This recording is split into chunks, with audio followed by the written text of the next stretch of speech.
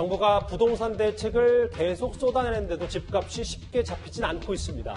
그런데 여당이요, 이 부동산 투기 단속을 위해서 개인 계좌 등을 국토부가 들여다볼 수 있도록 법을 개정하겠다 이렇게 밝혀서 논란입니다. 입법 공급 대책과 함께 부동산 시장 안정화를 위해서는 투기 세력의 시장 교란 행위를 강력히 차단해야 합니다. 필요하다면 모든 행정력과 정책 수단을 동원해 투기 세력을 발본색원하겠습니다. 이현정 의원님. 네. 원래 현행법상으로는 뭐 국토부 말고 경찰 정도 말고는 개인 계좌를 쉽게 들여다볼 수 없는 그렇습니다. 거잖아요. 그런데 부동산 투기를 막기 위해서 계좌를 들어보겠다. 이게 지금 하겠다는 겁니까? 아니면 그냥 아이디어 차원입니까? 지금 이게 이제 문재인 대통령이 부동산 감독 기구를 만들겠다라는 이야기를 했지 않습니까? 이제 그러다 보니까 이 부동산 감독 기구가 사실은 이제 국토교통부에 이제 설치가 되는데요. 근데 여기서 이제 어떤 면에서 보면 부동산 감독을 하려면 일단 계좌를 추적을 해야 되기 때문에 그 계좌 추적권을 이제 국토교통부에 주겠다는 그게 이제 법안이 지금 나온 것인데요. 저는 참 그런 생각이 듭니다. 지금 뭐 경찰이 어떤 면에서 이제 계좌 추적권이 있죠. 그러면 이제 압수영장을 발부받아서 계좌 추적을 합니다. 예. 그럼 개인한테는 3개월, 6개월, 1년 단위로 해서 이게 통보해주게 돼 있습니다. 그렇죠. 이건 수사 필요성이 있고 금융감독원이 또 볼 수는 있어요. 자, 근데 이제는 또 국토교통부까지 보겠다는 거 아니겠습니까?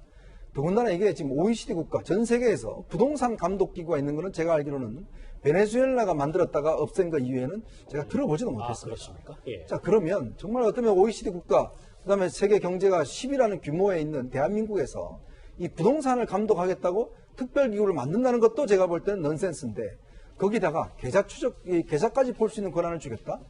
정말 이제는요, 모든 사람들 계좌를 다 그냥 내놓고 다녀야 되는 그런 세상이 만들어진 게 아닌가 정말 우려스럽습니다. 물론 여당에서는요, 이게 법 이제 추진하겠다고 한 거고 투기 방지 용도로만 쓰겠다라고 얘기를 분명히 했거든요. 그럼에도 김근식 교수님, 뭐 인권 침해 논란, 뭐 본인 동의 없이는 어떻게 이걸 볼 수 있냐, 뭐 여러 가지 얘기들도 있습니다. 그렇죠. 일단은 요즘 같은 세상에 개인의 정보라는 것은 굉장히 소중한 겁니다. 그렇기 때문에 이 개인의 정보에 대해서 정말 아무리 국가 정부라고 하지만 그 자의적으로 들여다볼 수 있다는 것은 굉장히 큰 인권 침해 요소가 있고요.